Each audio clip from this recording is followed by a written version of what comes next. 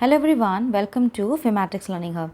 मैं हूं स्निग्धा और आज हम पढ़ने वाले हैं about laws of motion from class 11 physics.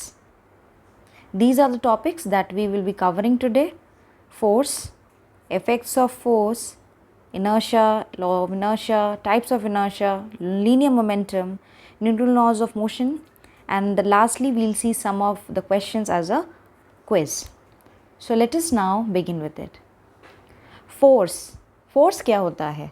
अगर हम सिंपल डेफिनेशन की बात करें तो किसी भी बॉडी पे लगने वाला पुश या पुल, जिस वजह से उस बॉडी में कुछ चेंजेस होते हैं तो किस में होते हैं? स्टेट ऑफ मोशन में।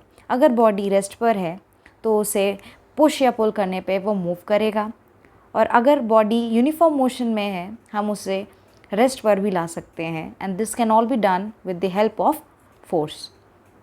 So force can actually produce 3 changes. वो 3 चेंजेस क्या है? फोर्स जो है किसी भी बॉडी की स्पीड को बदल सकती है, डायरेक्शन को बदला जा सकता है फोर्स की हेल्प से, and also force can change the shape of the body.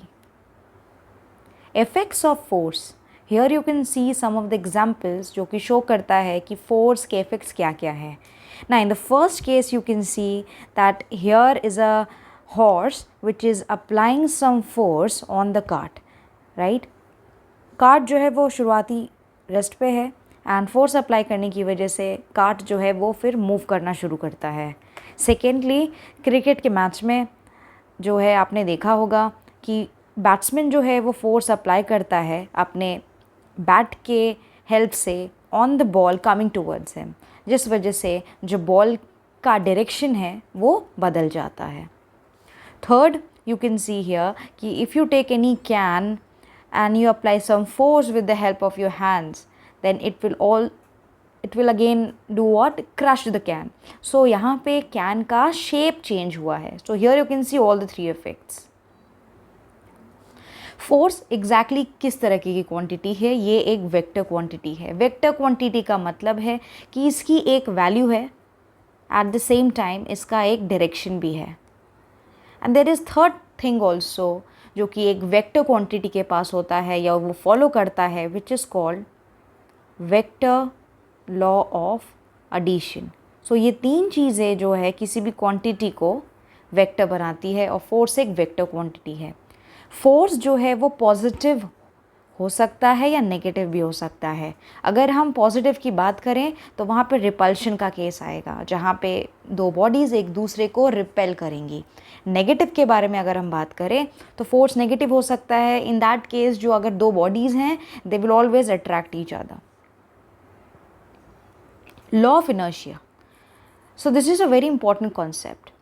Galileo जो थे वो पहले थे जिन्होंने कहा कि बॉडीज़ जो कि मूव करती हैं कांस्टेंट स्पीड से, अगर उनके ऊपर कोई भी एक्सटर्नल फोर्स एक्ट ना करे तो in the absence of any external force the body will continue to move with a constant speed. उसकी स्पीड में कोई भी बदलाव नहीं आएगा अगर कोई बाहरी फोर्स उस पर ना लगे। तो गैलीलियो वॉज द पर्सन जिन्होंने फॉर्मुलेट किया था लॉ ऑफ इनर्शिया। क्या है ये लॉ ऑफ इनर्शिया? आइए देखते हैं। एक ऑब्जेक्ट जो कि मूव कर रहा हो किसी स्पीड से, मान लीजिए अगर उसकी स्पीड u है और वो मूव कर रहा है अलोंग अ स्ट्रेट लाइन, तो वो कंटिन्यू करेगा उसी स्पीड के साथ मूव करते हुए along the same straight path, अगर उसके ऊपर कोई भी एक्सटर्नल फोर्स ना लगे। तो एग्जैक्टली ये इनर्शिया है क्या? इनर्शिया का मतलब होता है रेजिस्ट टू चेंज, अपने में किसी भी तरह का बदलाव ना आने देना। हर ऑब्जेक्ट की एक इंट्रिंसिक या हम कह सकते हैं इनहेरेंट प्रॉपर्टी होती है इनर्शिया, जिस वजह से वो अपने अंदर किसी भी बदलाव को आने से रोकता है या उसे रेजिस्ट करने की कोशिश करता है जहाँ तक वो हो सके। सो ये बेसिकली प्रॉपर्टी होती है किसी भी मटेरियल बॉडी की, जिस वजह से जो है ऑब्जेक्ट अपने स्टेट ऑफ मोशन में, अगर वो रेस्ट पे है तो रेस्ट पे रहने की कोशिश करेगा, अगर वो यूनिफॉर्म मोशन से चल रहा है अलॉन्ग अ स्ट्रेट लाइन तो वही कंटिन्यू करने की कोशिश करेगा। तो ये इनहेरेंट प्रॉपर्टी इनर्शिया की वजह से होती है, जिस वजह से कोई भी बॉडी अपने स्टेट ऑफ मोशन में बदलाव लाने से रोकती है। अलग अलग तरीके के इनर्शिया होते हैं। For example the first here you can C is inertia of rest. Inertia of rest की वजह से बॉडी की जो टेंडेंसी होती है वो ऐसी होती है कि वो खुद को स्टेट ऑफ रेस्ट में ही रखने की कोशिश करेगा। Let us see an example. You must have seen during a bus journey a person falls backward, अगर बस जो है वो सडनली रुक जाए। अब वो ऐसा क्यों होता है कि बस चलते चलते अगर अचानक से रुक जाती है तो हम पीछे की तरफ गिरने लगते हैं, we start to fall in the backward direction. So why does it happen? क्योंकि जो हमारे बॉडी का लोअर पार्ट होता है वो मोशन में है बस के साथ, बट अपर पार्ट जो है वो रेस्ट पर रहता है। और रेस्ट क्यों रहता है? वो रेस्ट पर रहता है अपनी इनर्शिया की वजह से, जिस वजह से the person falls backward when the bus stop suddenly. Inertia of motion is the second now. So what is this inertia of motion here? अब बॉडी की टेंडेंसी होती है कि वो रहता है अपने ही स्टेट ऑफ यूनिफॉर्म मोशन में along a straight line. For example अगर कार रुकती है, if there is a person driving a car and the car stop suddenly, तो होता ये है, यहाँ पे देखिए शुरुआत में बॉडी जो है अभी मोशन में ही है कार के साथ, क्योंकि कार जो है वो चल रही है। तो कार अगर अचानक से रुकती है तो जो लोअर पार्ट होता है बॉडी का वो रेस्ट पर आ जाता है जैसे ही कार रुकती है, बट जो अपर पार्ट है हमारी बॉडी का वो इनर्शिया की वजह से अभी भी मोशन में रहती है, जिस वजह से हम जो है आगे की तरफ गिरते हैं। We start falling in the forward direction whenever the car stops suddenly. So that is inertia of motion here. Secondly, this is the third point that we have is inertia of direction. अब direction में बदलाव होने से क्या होता है?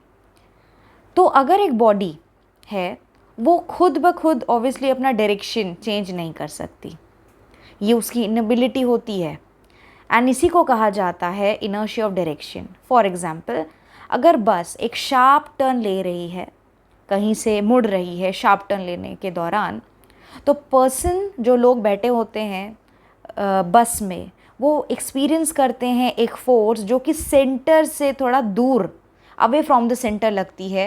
Whenever the bus is taking a sharp turn and they experience some force which is acting away from the centre in that curved path. तो इस due to this tendency only, क्योंकि हमारी बॉडी में अभी भी इनर्शिया की वजह से टेंडेंसी है to move in the original direction, so whenever it takes the sharp turn the person also experiences some force while the bus is taking the turn. So that is your, और हम एक corner की तरफ या एक particular side की तरफ झुकने लगते हैं जैसे ही बस जो है टर्न करती है। So that is basically because of the inertia of direction. तो इनर्शिया कौन डिसाइड करता है, किस चीज़ का मेजर है? So mass is basically the measure of inertia. जितना ज़्यादा मास होगा उस बॉडी की इनर्शिया उतनी ज़्यादा होगी, वो उतना ही ज़्यादा अपने स्टेट ऑफ मोशन में बदलाव लाने की कोशिश कर सकता है। So here you can see elephant has got a lot of mass, so it's very difficult to move और push this elephant, whereas this human beings is definitely light as compared to the elephant, so it will be very difficult to push him. I mean, in case of a man it is easy to push him, but in case of elephant it will be difficult to push him. Now let us come to the concept of linear momentum. तो अब इस case को समझने के लिए हम एक case लेते हैं। यहाँ पे सबसे पहला केस देखिए, आपको करना क्या है, you take one small piece of stone, एक छोटा पीस ऑफ स्टोन लीजिए और एक हैवी स्टोन लीजिए एंड उसे ड्रॉप करिए एक छोटी हाइट से। यहाँ पे एक ग्लास प्लेट रखिए और यहाँ पे दो अलग अलग Heights, they have taken the same height basically, right? तो you take a small stone and you take a big stone and you throw it from some small height on a glass plate. तो obviously जो glass plate है वो break हो जाएगा जब जो ये heavy वाला stone है इस glass plate पर गिरेगा, but obviously small stone की वजह से जो है ज़्यादा या in fact break ये हो ही नहीं पाएगा। जबकि यहाँ पे obviously there will be no breaking of the glass taking place here अगर आप small stone को फेंकोगे। आपने यहाँ पे दोनों स्टोन्स को फेंका था सेम वेलोसिटी से और वो गिर भी रही थी सेम हाइट से, बट जो हैवी स्टोन है राइट, उसका ज़्यादा मास होने की वजह से वो जो है ग्लास प्लेट को ब्रेक कर देगा। सो सेम वेलोसिटी है और सेम हाइट से फेंका गया है, बट हेवी स्टोन की वजह से जो है ग्लास प्लेट वो ब्रेक कर जाएगा। सेकेंड केस में देखिए, ऑब्वियसली आपको ग्रेटर एफर्ट लगाना पड़ेगा अगर आप एक बुलेट को रोकने की कोशिश करोगे। अगर आप उस बुलेट को किसी गन से फायर करते हो तो उसमें तो काफ़ी ज़्यादा एफर्ट लगाना पड़ेगा कंपेयर टू आप उसी सेम बुलेट को सिंपली अगर अपने हैंड से थ्रो करते हो, राइट। सो लार्जर वेलोसिटी होगी गन वाले केस में, जहाँ पे आप बुलेट को गन से जो है शॉट कर रहे हो, यहाँ पे शूट कर रहे हो, and larger velocity will be from that of the bullet from the gun. But अगर हम बात करें यहाँ हैंड से, तो वो बड़ा ही कम जो है वेलोसिटी होगी उसकी। तो इन दोनों केसेस में आपने देखा कि यहाँ पे मास की वजह से, जो कि पहला केस था हेवी स्टोन वाला केस, और वेलोसिटी जो कि जब हमने शूट किया था बुलेट को यूजिंग अ गन, तो वहाँ पे वेलोसिटी ज़्यादा थी। तो दोनों ही केसेस में मास और वेलोसिटी इंपॉर्टेंट रोल प्ले करते हैं और ये एक्चुअली में इफेक्ट करते हैं किसी भी बॉडी के मोशन को। तो इन्हीं का अगर हम प्रोडक्ट लें, मास और वेलोसिटी का, वो बेसिकली हमें मोमेंटम बताता है। तो मोमेंटम एक तरह से हमें किसी एक इम्पैक्ट का आइडिया देता है, एक बॉडी का किसी चीज़ पर हो सकता है, और ये मोमेंटम कौन डिसाइड करता है? उस बॉडी का mass and velocity. So it simply gives you the idea of impact a body can have और it can produce on something, and it depends on mass and velocity. Momentum भी एक vector quantity है। Momentum का जो direction है वो velocity के ही direction में होता है। एसआई यूनिट आप देख सकते हो kg metre per second, CGS unit is gram centimetre per second, and dimensional formula is MLT-1, right. So I hope आपको मोमेंटम का जो कॉन्सेप्ट है वो क्लियर हुआ है। अब हम आ जाते हैं न्यूटन्स लॉज ऑफ मोशन में।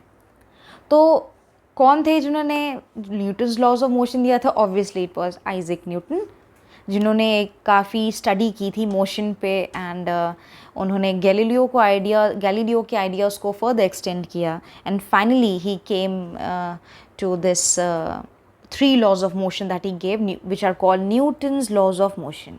सो हम एक एक लॉ को डिटेल में आप पढ़ने की कोशिश करेंगे। सबसे पहला है आपका Newton's first law of motion. क्या स्टेट करता है ये? अगर कोई बॉडी कंटिन्यू कर रही है रेस्ट पे रहने को, या वो यूनिफॉर्म मोशन में है अलोंग अ स्ट्रेट लाइन, तो वो अपने ही स्टेट ऑफ मोशन को मेंटेन करेगी। रेस्ट पर है तो रेस्ट पे रहेगी, यूनिफॉर्म मोशन में है तो यूनिफॉर्म मोशन में रहेगी अलोंग अ स्ट्रेट लाइन, जब तक कि उसके ऊपर आप कोई एक्सटर्नल फोर्स ना लगाओ जिससे उसकी स्टेट ऑफ मोशन में चेंज आए। इस लॉ से बेसिकली ये लॉ क्या दिखाता है कि फोर्स ही वो एजेंसी है, फोर्स ही वो चीज़ है जिस वजह से किसी भी बॉडी के स्टेट ऑफ मोशन में बदलाव लाया जा सकता है। बट ये फोर्स जो है होना चाहिए external force in order to bring the change in its state of motion. तो इस लॉ से हमें एक फोर्स के बारे में भी क्वालिटी वाइज डेफिनेशन हमें पता चलती है। Newton's first law of motion को लॉ ऑफ इनर्शिया भी कहा जाता है, क्योंकि इस लॉ से हम क्लियरली ये शो कर सकते हैं कि बॉडी जो है अपनी स्टेट ऑफ मोशन को बदलेगी ही नहीं अपने सिंपली इनर्शिया की वजह से, राइट, अनलेस एंड अनटिल आप उस पर कोई एक्सटर्नल फोर्स लगाओ। सो that is also called law of inertia, क्योंकि जितना ज़्यादा मास होगा उतना ज़्यादा इनर्शिया, जिस वजह से बॉडी जो है अपने स्टेट ऑफ मोशन में बदलाव लाने से खुद को रोकेगी। It will not change its state of motion. Here are some examples. So you can see the first is, if you take any carpet and you beat it, the carpet will obviously move suddenly, क्योंकि आपने force जो है carpet पर लगाया है, not on the dust particles, but dust particles जो है वो अपनी ही स्टेट पे या अपनी ही कह सकते हैं पोजीशन पे रहेंगे। तो कार्पेट पे फोर्स लगने की वजह से कार्पेट बैकवर्ड या पर्टिकुलर डायरेक्शन में मूव करेगा, बट जो पार्टिकल्स हैं वो वहीं रह जाएंगे, जिस वजह से finally they will fall of. Second, if you shake any tree, right, what you do, you are actually shaking the tree by moving its branch, right? So branch motion में आएगा, बट आपने फोर्स अप्लाई नहीं किया है जो कि top पे जो फ्रूट्स वगैरह लटके हुए हैं या लीव्स हैं. So the branch will come into motion, but the fruits will be at rest, and finally due to the first law of motion they are going to fall off. Third is the experiment that you can use to demonstrate inertia. You can also do it at your home. So what you have to do, you simply take a glass tumbler and you put a card on the top of the tumbler, and then you put a coin on that sheet or a cardboard. Then you apply some force, or simply you just with the help of your fingers apply the force on the coin. Okay, no, basically here not on the coin, sorry, you have to apply the force on the card. Now when you apply the force on the card, what really happens? आपने coin पे तो force लगाया नहीं है, आपने लगाया है card पे force. तो फोर्स लगाने की वजह से उंगलियों की हेल्प से होगा ये कि कार्ड जो है वो आगे की तरफ मूव कर जाएगा, बट अपनी इनर्शिया की वजह से कॉइन जो है अपने ही पोजीशन पे रहेगा, and finally it will come off, right, it will fall into the tumbler. So the force is actually acting on the card and not on the coin. So, and because of its inertia, the coin will remain at rest and it will simply drop into the glass. So, these are some of the examples of first law. Now, the second law. अब second law क्या बताता है? Let us try to understand. Now, the statement is कि rate of change of momentum, अगर आप किसी भी body पे फोर्स लगाते हैं F, तो उस वजह से उस बॉडी का जो मोमेंटम है वो बदलता है. और यहाँ पे बात की गई है रेट की. It means momentum with respect to time हमें कंसीडर करना है. तो ये जो फोर्स होता है, जितना फोर्स आप बॉडी पे लगाओगे उतना ही फोर्स, या कि हम कह सकते हैं force will be directly proportional to the rate of change of momentum. तो जितना फोर्स आप लगाओगे एक्सटर्नल फोर्स, उतना ही मोमेंटम में बदलाव आएगा with respect to the time in a body. So here second law of motion से हम यहाँ पे निकाल सकते हैं फोर्स का expression that you can see. मान लीजिए कि कोई बॉडी है जिस पे आपने जो है उसका मास m है और उसकी इनिशियल मोमेंटम u है. आपने लगाया है इस पे कोई फोर्स F, तो इनिशियल मोमेंटम क्या हो जाएगा? m into you. अब फोर्स लगाने पे उस बॉडी की वेलोसिटी चेंज हो जाती है to v. So the final momentum will be m into v. Now from the Newton second law of motion हमें पता है, यहाँ पे आप देखोगे, पहले हम चेंज इन मोमेंटम निकालते हैं. चेंज इन मोमेंटम क्या है? बेसिकली मोमेंटम में कितना बदलाव है. It will be proportional to P2 minus P1. Simply difference निकालना है दोनों मोमेंटम में, right. Put the value of P2 here and P1 here. So change in momentum is proportional to m times v minus u.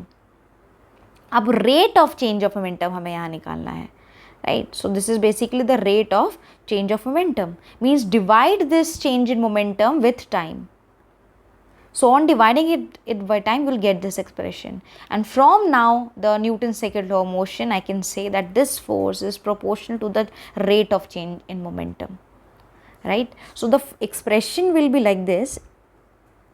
F is proportional to m times v minus u by t. ये जो change है velocity का, this change in velocity divided by time, this is basically your acceleration. And in order to remove this proportionality constant, proportionality sign, I need to introduce some constant which is k. Experimentally k की value जो है 1 ले ली जाती है, जिस वजह से finally जो हमें एक्सप्रेशन मिलता है वो मिलता है F equals to mass into acceleration. So mind that v minus u by t जो कि है change in momentum with respect to time, this is giving you acceleration here. This जिस वजह से सेकेंड लॉ ऑफ मोशन से आपको final ये F equals to m into a का फोर्स का जो है एक्सप्रेशन मिलता है. So I hope this is clear. Let us see some of the examples over here. Now here you can see, यहाँ पे अगर आप मास देखो 400 kg है, यहाँ पे 40 kg है, तो ऑब्वियसली जितना ज़्यादा मास है उतना ज़्यादा ही आपको फोर्स लगाना पड़ेगा. So in this case, in the first case, you have to apply the greater amount of force rather like with respect to the second case over here. So more mass means more force you need, because F equals to mass into acceleration. अगर आपका मास बढ़ जाता है यहाँ पे तो obviously force की value भी बढ़ जाएगी. Second, you can C over here that there is a person catching a ball. So in cricket match also you must have scene, जो बॉलर होता है वो कैच करता है बॉल को कुछ इस तरीके से कि जो उसके हैंड्स हैं वो हर्ट ना हो. वो रीज़न क्या है कि कुछ इस तरह से वो अपने हैंड के मूवमेंट्स करता है, पीछे की तरफ बैकवर्ड डायरेक्शन में लेके जाता है. While catching this ball what happens, जो मोमेंटम है वो रिड्यूस होता है ज़ीरो में, बट हाथ पीछे ले जाने की वजह से समय बढ़ जाता है. सो time increases here. Momentum zero होता है बट ज़ीरो होने में समय को बढ़ा दिया जाता है, जिस वजह से जो लगने वाला फोर्स है उस पर्सन के हैंड में वो जो है वो काफ़ी कम फोर्स लगता है. Why? Because I have F equals to d p by d t. So the momentum has to reduce to zero finally.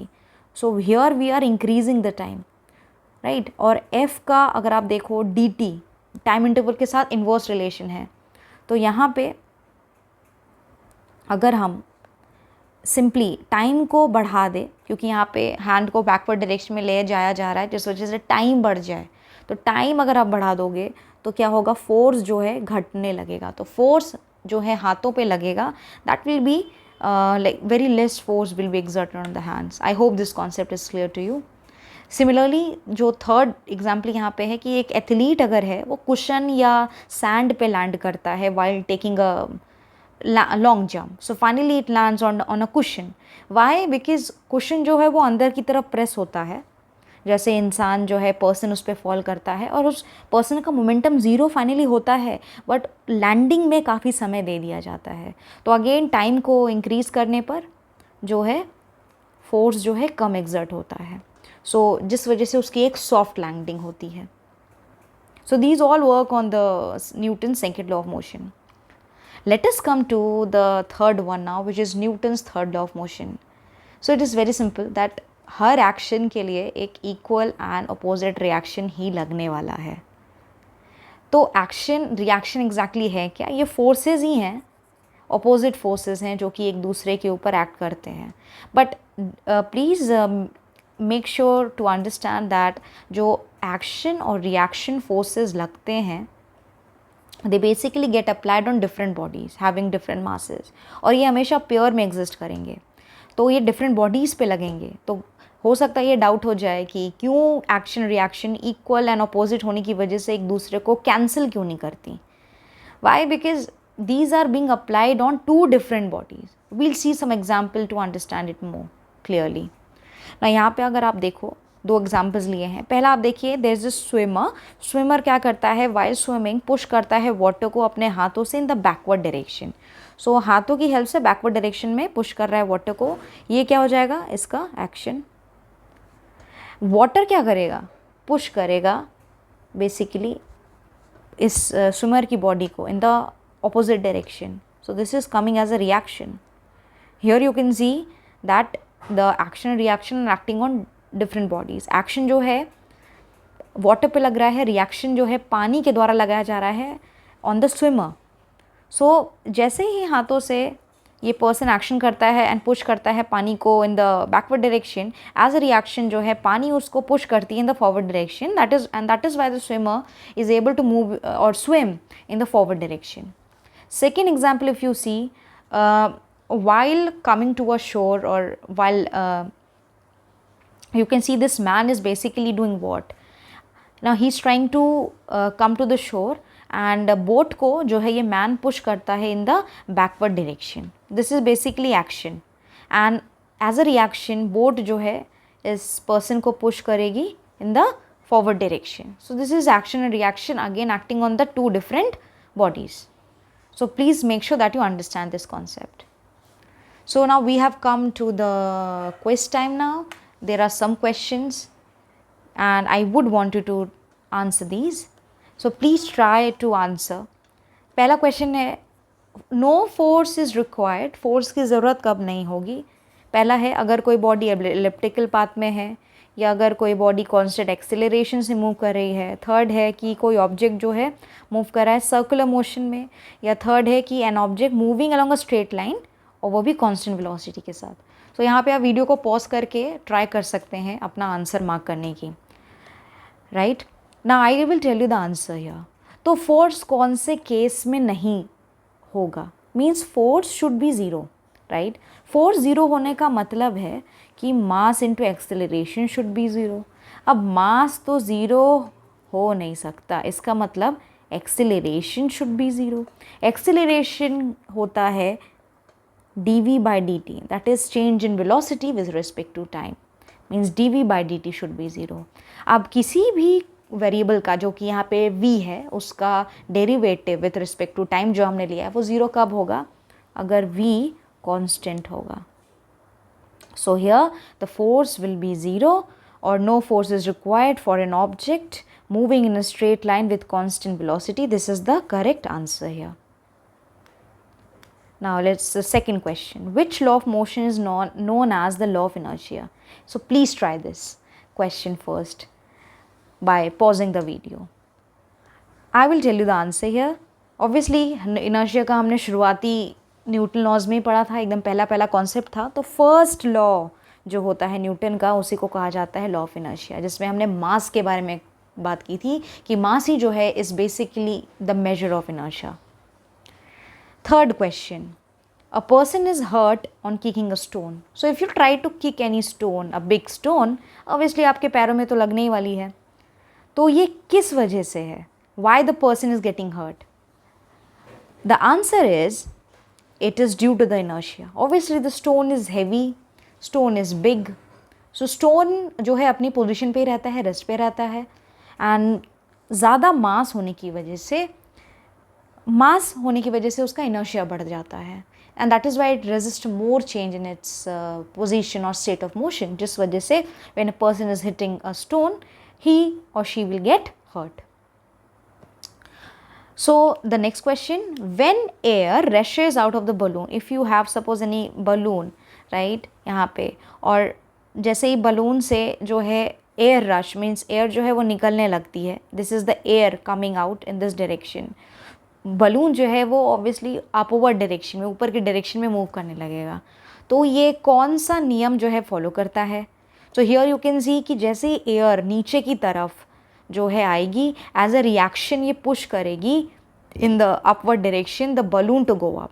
तो this is basically action reaction thing, third law of motion. Product of mass and velocity, क्या कहा जाता है product and mass और velocity को? सो here the answer is momentum. जहाँ पे हमने देखा था मोमेंटम होता है मास और वेलोसिटी का product. So momentum is basically decided by the mass and the velocity of the body both. So I hope आज का वीडियो आपको पसंद आया हो एंड कॉन्सेप्ट्स भी आपके क्लियर हुए हो। So this is the end of part 1, and you can follow my YouTube channel. You can also go and visit my Facebook page. This is my Telegram channel link. Make sure that you like, share this video, and if you haven't subscribed yet, please do subscribe to my channel. So next time I'll come with the second part of this laws of motion. तब तक के लिए thank you so much everyone.